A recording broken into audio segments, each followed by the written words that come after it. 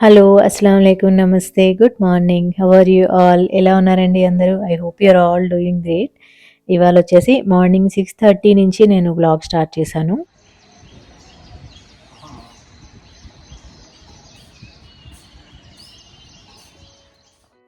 ఇది బొగైన్‌విలియా ప్లాంట్ అండి. నేను నర్సరీ మేళా నుంచి తీసుకొనొచ్చిన తర్వాత దీని ఆకులు, పువ్వులు అన్నీ రాలిపోయి స్కెలిటన్‌లా అయిపోయిందనమాట. చాలా బాధేసింది నాకు పోయిందేమో అనేసి. తర్వాత కామన్ బాల్కనీలో తెచ్చిపెట్టాను. ఇక్కడ బాగా ఎండొస్తది. ఇక్కడ పెట్టిన తర్వాత ఇలా చిగుర్లొస్తున్నాయి. చాలా హ్యాపీగా అనిపించిందనమాట. హమ్మయ్య! పోలేదు అనేసి. ఇంకా ఈ మధ్యొచ్చేసి నేను ఎవ్రీడే మార్నింగ్ ఒక హాఫ్ టీ స్పూన్ పేరిన నెయ్యి తింటున్నాను. ఇది హెల్త్ పరంగా కూడా చాలా మంచిది. వెయిట్ లాస్‌కి కూడా మంచిది. ఇంతకుముందు నేను చేశాను ఈ టిప్ ఒక 3, 4 మంత్స్ చేశాను రెగ్యులర్‌గా. చాలా మంచి రిజల్ట్ కూడా చూసా అనమాట. స్కిన్‌కి మంచిది, హెయిర్‌కి, మొత్తం వెయిట్ లాస్‌కి అంతా మంచిది. ఎసిడిటీ కూడా తగ్గుతుందనమాట. సో, మళ్ళీ స్టార్ట్ చేశాను. ప్రతిసారి అన్ని టిప్స్ మనం ఫాలో అవ్వలేము. బోలెడన్ని టిప్స్ ఉంటాయి గదా! సో, అన్నీ ర్యాండమ్‌గా చేంజ్ చేస్తూ నేనలా ఫాలో అవుతూ ఉంటా అనమాట. తర్వాత నేను టీ పెట్టుకున్నాను. మా హస్బెండ్ ఇంకా లేవలేదు. మా అబ్బాయికి బనానా పాన్ కేక్స్ చేస్తున్నాను. ఆశీర్వాద్ ఆటాతో. జనరల్‌గా అయితే మైదాతో చేస్తారు గానీ, ఇంకా నేను ఆశీర్వాద్ ఆటాతో చేస్తున్నాను. పెద్దగా డిఫరెన్స్ తెలీదు. దీనికోసం ఒక 3-4 స్పూన్స్ ఆటా తీసుకున్నాను. కొద్దిగా ఒక పించ్ అంత అంటే 1/4 టీ స్పూన్ అనుకోండి అంత బేకింగ్ పౌడర్ యాడ్ చేసుకోవాలి. నేను అందాజాగా వేస్తానండి అన్నీ. ఎందుకంటే ఈ రెసిపీ నాకు వాడి చిన్నప్పటి నుంచి అలవాటయిపోయిందనమాట చేసి, చేసి. అండ్ ఇదొచ్చేసి ఆర్గానిక్ వెనిలా పాడ్స్‌ని ఇలా కట్ చేసి షుగర్‌లో వేస్తాను. ఆ షుగర్ అంతా గూడా మంచి వెనిలా ఫ్లేవర్‌తో ఉంటది. సో, ఇలాంటి రెసిపీస్‌లోకి సింథెటిక్ వెనిలా ఎసెన్స్ వేయకుండా ఇలా ఈ షుగర్ వేసుకుంటే సరిపోతుంది. జస్ట్ ఒక పించ్ మాత్రమే వేశాను. ఆ తర్వాత ఒక బనానా ఇలా కట్ చేసి వేసేసాను.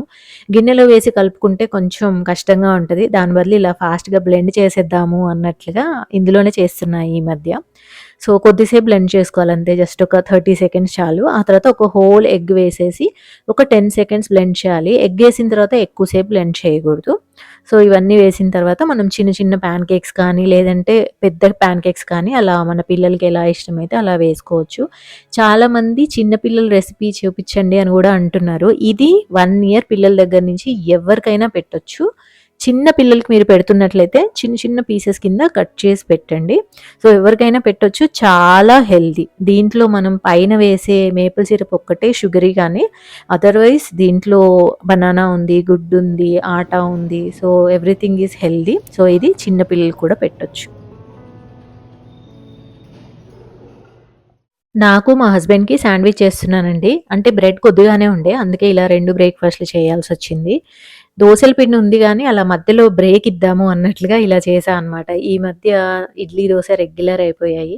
సో, ఇవాళ ఎలాగో టైం ఉంది, ఖాళీగానే ఉన్నాను అనేసి ఇలా 2 బ్రేక్‌ఫాస్ట్‌లు. ఇదేమీ లేదు. ఇంట్లో ఏ శాండ్‌విచ్ స్ప్రెడ్ ఉంటే ఆ స్ప్రెడ్ పెట్టేస్తాను. దాని మీద ఉన్న వెజిటబుల్స్ అన్నీ పెట్టేస్తా అనమాట. ఇందులో ఆనియన్, టొమాటో, కీరా అండ్ హాలోపినోస్ వేశాను.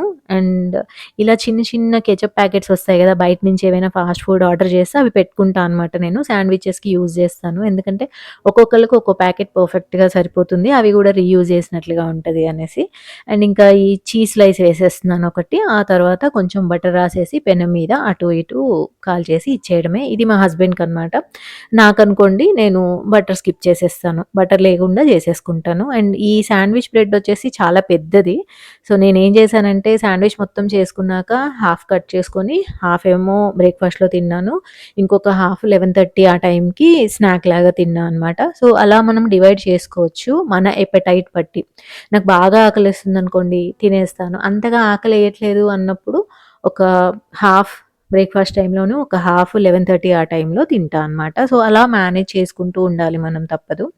సో, ఇంకా ఇదొచ్చేసి మా హస్బెండ్‌కి కాబట్టి 2 సైడ్స్ కూడా బటర్ రాస్తున్నాను. అండ్ ఇప్పుడు ఎగ్జామ్స్ అన్ని రోజులు గూడా మా అబ్బాయికి వాడికి ఏం కావాలో అవే హెల్తీ వెర్షన్‌లో చేసి పెడదాము అని డిసైడ్ అయ్యాను. సో, వాడు చక్కగా తింటూ మంచిగా ఎగ్జామ్స్ రాయాలి అనేసి. అండ్ ఇంకా ఒక ప్యాకేజ్ వచ్చిందండి. అత్తమ్మాస్ కిచెన్ అనేసి మీరు వినే ఉంటారు. ఉపాసన గారు, సురేఖ గారు కలిసి స్టార్ట్ చేశారు ఇది. సో, అది చూడగానే నాకెందుకో ట్రై చేయాలి అనిపిచ్చింది. ఇమ్మీడియేట్‌గా ఆర్డర్ పెట్టాను.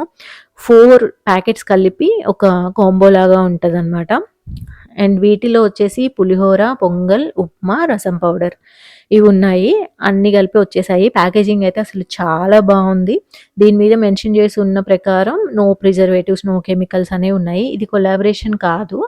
నేను యాస్ ఎ ఫ్యాన్ నాకెందుకో ట్రై చేయాలనిపించిందనమాట. అంటే అసలు వాళ్ళ టేస్ట్ ఎలా ఉంటదో చూద్దాము అన్నట్లు. సో, అందుకే తెప్పించానంతే. సరదాగా చూపిద్దాము మీకు. అలాగే మేము కూడా టేస్ట్ చేసి చూద్దాము అనేసి. మా ఇంట్లో అయితే మీకు తెలుసు కదా!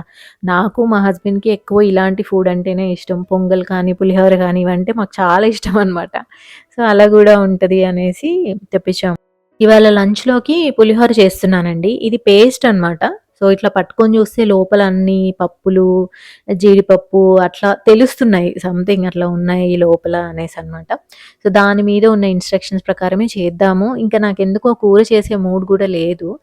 ఇలా పులిహోర చేద్దాము అందరికి ఎలాగో ఇష్టం కదా అన్నట్లుగా అలా ప్లాన్ చేశాను. పులిహోరకి రైస్ ముందే కుక్ చేసి పెట్టుకుంటే బావుంటుంది. మషి అయిపోకుండా ఉంటుంది. అందుకని ఇంక ఇవాళ రైస్ కూడా ఎందుకో కుక్కర్‌లో పెట్టేసాను. ఇంకా కొన్ని ఎక్స్‌ట్రా పనులున్నాయి. అవి చేసుకుంటూ ఉండొచ్చు కదా అనేసి. చాలామంది ఇంతకుముందు అడిగారు, "మీరు రైస్ కుక్కర్ వాడట్లేదేంటి?" అనేసి. నేను ఇంట్లోనే ఖాళీగా ఉన్నాను అంటే నార్మల్‌గా గిన్నెలోనే వండుతానండి. రైస్ కుక్కర్‌లో వండను. ఇంకెప్పుడైనా పనుంది అంటేనే రైస్ కుక్కర్ తీస్తాను. అండ్ మోర్ ఓవర్ నాకు కిచెన్‌లో గట్టు మీద ఎక్కువ ప్లేస్ లేదు. ఇది ఇంకా కంటిన్యూయస్‌గా పెట్టుంచడానికి లేదనమాట. సో, అవసరమైనప్పుడు లోపల నుంచి తీస్తూ ఉంటాను. సో, రైస్ పెట్టేటప్పుడు కొద్దిగా సాల్ట్ యాడ్ చేసి పెట్టేసానంతే. చల్లారిన తర్వాత ఇంక పులిహోర కలుపుకోవడమే. ఇవాళైతే లంచ్ పని పెద్దగా ఏమీ లేదు. అండ్ ఎవరైతే ఎగ్జామ్స్ రాస్తున్నారో పిల్లలందరికీ గూడా all the very best. Tension తీసుకోకుండా మీ 100% ఇవ్వండి. రిజల్ట్ సంగతి తర్వాత ఎగ్జామ్స్ అన్నీ చక్కగా రాసేసి సమ్మర్‌లో మంచిగా చిల్ అవ్వండి. ఎక్కువ స్ట్రెస్ అయితే తీసుకోవద్దు. ఈవెన్ ఫర్ మామ్స్ నాకు తెలుసు రేపటి నుంచి మా అబ్బాయికి ఎగ్జామ్స్ స్టార్ట్ అవుతున్నాయి. ఇంట్లో అసలు ఎన్విరాన్మెంట్ ఎలా ఉంటది? మామ్స్‌కి స్ట్రెస్ ఎలా ఉంటదనేది నాకు బాగా తెలుసు. నేనైతే అసలు రేపు మార్నింగ్ 6 కల్లా లేవాలి. సో, కంపల్సరీగా లేవాలి అండ్ ఏం బ్రేక్‌ఫాస్ట్ చేయాలి? ఏంటి? ఇవన్నీ గూడా నా బ్రెయిన్‌లో ఇప్పటి నుంచే తిరుగుతూ ఉన్నాయి. సో, ఇంకా మీకు తెలుసు కదా! ఈ మనీ ప్లాంట్స్ అన్నీ గూడా నేను మా మమ్మీ వాళ్ళ ఇంటి నుంచి కట్టింగ్స్ తెచ్చి, బాటిల్స్‌లో పెట్టి, వాటిలో వేర్లొచ్చిన తర్వాత మళ్ళీ ఇలా సాయిల్‌లోకి చేంజ్ చేసి, ఇట్లా పెంచుతూ ఉంటా అనమాట. సో, బయట కొనుక్కొచ్చినయి 1, 2 మాత్రమే ఉన్నాయి. సో, ఇది గూడా అంతే అలా పెంచిందే. సో, ఇవాళేంటంటే మళ్ళీ ఫ్రెష్‌గా కొన్ని వేద్దాం అనుకుంటున్నాను. కటింగ్స్ తీయాలి ఇవాళ. అలానే ఇంకా కొన్ని ఫ్లవర్స్ ఉన్నాయి. అవి గూడా ఈ బౌల్‌లో వేసేస్తున్నాను. ఆల్మోస్ట్ ఎవ్రీ ఆల్టర్‌నేట్ డే నేను ఇలా చేంజ్ చేస్తూ ఉంటా అనమాట. అండ్ అసలు మల్లెపూలు వచ్చేస్తున్నాయి ఆల్రెడీ. ఎంత మంచి స్మెల్ వస్తుందో. నేను అమ్మ వాళ్ళ ఇంట్లోంచి ఇలా మల్లెపూలు గూడా తెస్తున్నా అనమాట. సో, వీటిలో 1, 2 అట్లా వేస్తాను వాటర్‌లో. 1, 2 పూలు నా హెయిర్‌లో పెట్టుకుంటా అనమాట. సో, ఇంకా కటింగ్స్ తీసుకునేటప్పుడండి ఎప్పుడైనా గానీ, ఒకే ప్లాంట్ నుంచి ఎక్కువ కటింగ్స్ తీసుకోవద్దు. సో, ఒక్కొక్క ప్లాంట్ నుంచి ఒక్కోటి అలా తీసుకోవాలి. అలానే కట్ చేసేటప్పుడు గూడా ఇలా కొద్దిగా ఇట్లా బొడిపెలాగా ఉంటదనమాట. వేరొచ్చేలాగా ఉంటది. అక్కడ దాని కింద కట్ చేసుకోవాలి. అప్పుడు అక్కడి నుంచి వేర్లొస్తాయన్నమాట. ఒక 1 మంత్ మనం అలా పెట్టామంటే బోలెడన్ని వేర్లొస్తూ ఉంటాయి. ఇక్కడ ఈ పాయింట్ ఉంది గదా! దాన్ని నోడ్ అంటారు. సో, దాని కింద ఒక 1, 2 ఇంచెస్ కింద మనం కట్ చేసుకోవాలనమాట. ఆ నోడ్ దగ్గర నుంచి మనకి వేర్లొస్తాయి. దాని పక్కన ఏదన్నా ఎక్స్‌ట్రా ఆకు ఉంటే మనం తీసేయొచ్చు. ఎందుకంటే వాటర్‌లో మునిగిపోతుంది కాబట్టి ఆ ఆకు ఎలాగో పాడైపోతది. ఆ ఆకు తీసేసి వాటర్‌లో పెట్టుకోవచ్చనమాట. సో, ఇలా కట్ చేసుకోవాలి. ఫర్ ఎగ్జాంపుల్ ఇలా కట్ చేసుకొని ఇంకా మనం వాటర్‌లో పెట్టుకుంటాం గదా! ఎక్కువగా మంజీరా వాటరే వాడండి. ఇలాంటి వాటికి ఉప్పు నీళ్ళు వాడకుండా. అండ్ వాటర్ గూడా weekly at least 2 or 3 times change చేసుకుంటా ఉంటే 1 మంత్‌లో ఫుల్‌గా వేర్లొచ్చేస్తాయి. ఈ చిన్న జారుంది గదా! ఇది క్యాండిల్ అండి. ఐకియాలో ఎప్పుడో క్యాండిల్ కొంటే అది అయిపోయిందనమాట. ఆ తర్వాత దాన్ని నీట్‌గా వాష్ చేసేసి ఇలా వాడుకుంటున్నాను. సో, ఏవైనా గానీ బయట కొన్నప్పుడు చిన్న చిన్న జార్స్ గానీ, గిన్నెలు గానీ వస్తే నేనసలు పడేయను. దాన్ని ఏదో రకంగా వాడుతూ ఉంటా అనమాట. బ్యూటిఫుల్‌గా ఉంటే బావుంటది. దట్ టూ గ్లాస్‌తో చేసినవైతే నేను అస్సలే పడేయను. ఏదో ఒక రకంగా యూజ్ అవుతాయి. సో, మనీ ప్లాంట్స్ వచ్చేసి ప్రస్తుతానికి 2 కలర్స్ ఉన్నాయి మా ఇంట్లో. ఒక్కొక్క ప్లాంట్ నుంచి ఒక్కొక్క కటింగ్ తీసుకొనొచ్చాను. ఆ తర్వాత ఇంకా ఇలా అన్నిట్లో పెట్టేస్తున్నా అనమాట. ఎవ్రీ వీక్ నేను ఒక రొటీన్‌లా పెట్టుకుంటాను. ఎవ్రీ సండే, వెడ్నెస్‌డే అట్లా పెట్టుకుంటా అనమాట. మిగిలిన డేస్‌లో నేను ఇంకా ప్లాంట్స్ మీదకి దృష్టి అనేది పోదు. నాకు వేరే పనులు గూడా ఉంటాయి గదా! సో, అలా. మొన్న ఒక కామెంట్ వచ్చింది. ఇలా ఓపెన్‌గా పెట్టారు అన్నీ మీ ఇంట్లో బల్లులు రావా అనేసి. వస్తాయండి. ఇన్‌ఫాక్ట్ ఇవాళ గూడా వచ్చింది. మా హస్బెండ్, మా అబ్బాయి ఏదో ఒకటి చేసి ఇంక దాన్ని బయటికైతే పంపించేశారు. కానీ నేను జనరల్‌గా ఇట్లా ఓపెన్‌గా పెట్టను. కిచెన్‌లో ఒక కార్నర్ ఉంటుంది. అండ్ లివింగ్ రూమ్‌లో ఒక కార్నర్ ఉంటుంది అంతే. నేను లూజ్ ఐటెమ్స్ ఎక్కువగా పెట్టను. బట్ స్టిల్ ఇంకా వస్తూనే ఉంటాయి. వచ్చినప్పుడల్లా దాన్ని డెఫినిట్‌గా మేము బయటికి పంపిస్తాము. అందుకనే ఇంట్లోనే ఉండడము, అది మల్టిప్లై అవ్వడము అనేది జరగదనమాట. అలానే ఇయర్‌లీ పెస్ట్ కంట్రోల్ చేయించాలండి. పెస్ట్ కంట్రోల్ చేయించడం వల్ల బొద్దింకలు మాత్రమే కాదు, ఈ బల్లులు, చీమలు ఇవి గూడా రాకుండా ఉంటాయి. కెమికల్ ఈజ్ కెమికల్ గదా! వీటి మీద గూడా కొద్దిగా ఎఫెక్ట్ పడుతుందనమాట. సో, మీ ఇంట్లో ఒకవేళ ఎక్కువగా బల్లులున్నాయి అంటే ఒక్కసారి పెస్ట్ కంట్రోల్ చేసి చూడండి. అలానే లూజ్ ఐటెమ్స్ అక్కడక్కడ లేకుండా చూసుకోండి. జస్ట్ 1, 2 కార్నర్స్ మాత్రమే మేనేజ్ చేసుకోండి. అలానే ఫుడ్ కూడా ఎక్కువ అవైలబుల్ ఉండకూడదనమాట. కిచెన్‌లో అంట్లుంచితే మోస్ట్‌లీ చాలా వరకి ఇలా వస్తూ ఉంటాయి. సో, ఆ ప్రికాషన్స్ అయితే తీసుకోవాలి. ఇంకా పులిహోర పేస్ట్ ఇలా తీసి ఉంచానండి. ఇది 2 టైమ్స్‌కొస్తదనిపించింది నాకు. అందుకే ఇలా గ్లాస్ జార్‌లో తీశాను. ఫ్రిడ్జ్‌లో పెట్టేస్తే మళ్ళీ నెక్స్ట్ టైమ్‌కి పనికొస్తుంది కదా అనేసి. దాని మీదున్న ఇన్‌స్ట్రక్షన్స్ ప్రకారమే చేస్తున్నా అండి. 250 గ్రామ్స్ రైస్‌లో 75 గ్రామ్స్ పేస్ట్ వేయాలి అనుంది. నేను ఆల్మోస్ట్ ఒక 500 గ్రామ్స్ రైస్ చేస్తున్నాను. సో, ఇంకా నేను దాని ప్రకారమే పేస్ట్ యాడ్ చేసుకున్నాను. రైస్‌లో కొద్దిగా ఉప్పు యాడ్ చేశాను తప్ప, నేను నా వైపు నుంచి మళ్ళీ ఎక్స్‌ట్రా ఆయిల్ కానీ అవి ఏమీ యాడ్ చేయలేదు. కొంచెం డౌట్‌ఫుల్‌గానే ఉండే నాకు కలర్ ఎలా వస్తది? ఆయిల్ ఎలా సరిపోతది అనేసి.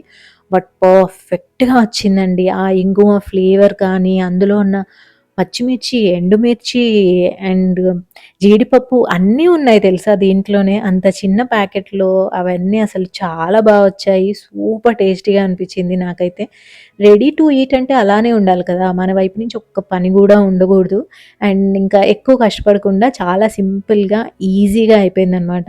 మిగిలిన 3 ప్రొడక్ట్స్ కూడా నేను ట్రై చేసి వ్లాగ్స్‌లో షేర్ చేసుకుంటాను. 4 కలిపి 1099 ప్లస్ 170 రూపీస్ షిప్పింగ్ పడిందండి నాకు. అండ్ ఇంకా కూలర్ క్లీన్ చేద్దాము అనుకుంటున్నాను ఇవాళ. అందుకే లంచ్ కూడా కొంచెం సింపుల్‌గా పెట్టుకున్నా అనమాట. ఇది కొంచెం పెద్ద పని గదా! సో, మాదొచ్చేసి బజాజ్ అండి. చాలా చిన్న కూలరే 36 లీటర్స్ అనుకుంటా.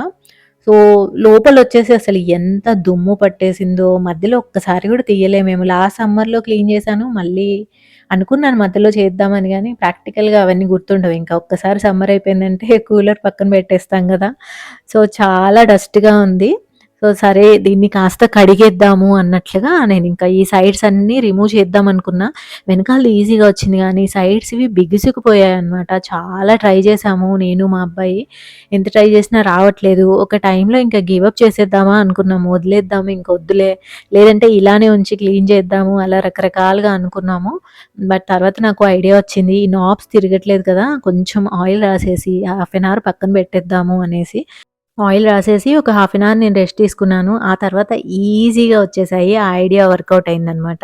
ఇలా క్లాత్‌తో దేనితో ట్రై చేసినా గానీ రాలేదు. బట్ ఆయిల్ అయితే వర్కౌట్ అయింది. లోపల మీకు కనిపించింది గదా! మొత్తం డస్ట్ పట్టినట్లు. యాక్చువల్‌గా అదొచ్చేసి సాల్ట్ అండి. మనం ఉప్పు నీళ్ళు పోసామనుకోండి, దాని సాల్ట్ అనేది లోపలే ఉండిపోతుంది.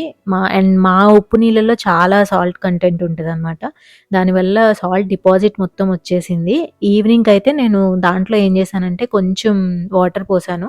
కొంచెం లూజ్ అయిపోయిన తర్వాత ఒక ఓల్డ్ టవల్ తోటి మొత్తం క్లీన్ చేసేసి ఇంకా ఆ టవల్‌ని పడేసా అనమాట.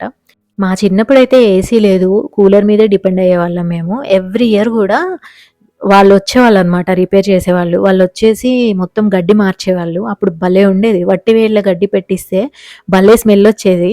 ఇప్పుడు కూలర్స్ అయితే నాకేమో అంత నచ్చట్లేదు. అంతా ప్లాస్టిక్ గడ్డి ఉంటది దాంట్లో. దాంట్లోంచి అసలు అంత వచ్చే గాలి గూడా అసలంత నచ్చదు. సో, ఫైనల్‌గా ఇవి వచ్చేసాయి గాబట్టి మేము 3 సైడ్స్ గూడా ఇవి తీసేసి దీన్ని వాష్‌రూమ్‌లో పెట్టామనమాట. వాష్‌రూమ్‌లో పెట్టేసి మొత్తం క్లీన్ చేసేసాము. మీరు ఒకవేళ ఇదే ప్రాసెస్ ఫాలో అవుతున్నట్లయితే ఆ ప్లగ్ ఉంటుంది గదా! ప్లగ్ ప్లస్ మోటర్ లోపలున్న మోటర్ అవి వాటర్‌లో తడవకుండా చూసుకోండి. ఏ కూలర్‌కైనా గానీ దాదాపు మెకానిజం అయితే ఇలానే ఉంటుందండి. బేసిక్ మెకానిజం అయితే ఇలానే ఉంటుంది. సో, ప్లగ్ తడవకుండా, మోటర్ తడవకుండా ఇలా క్లీన్ చేసేసుకోండి. మోటర్‌ని నేను డ్రై క్లాత్‌తో నెక్స్ట్ డే తుడిచా అనమాట. సో, ఇలా కడిగేసి కొద్దిసేపు పక్కన పెట్టేస్తే వెదర్ బయట వేడిగానే ఉంది గాబట్టి ఒక గంటలో ఆరిపోయింది. ఆ తర్వాత మేము ఫిక్స్ చేసేసాము. అండ్ మోటార్ ప్లస్ ఎక్స్‌టీరియర్ మొత్తం గూడా డ్రై క్లాత్‌తో తుడిచేసాను.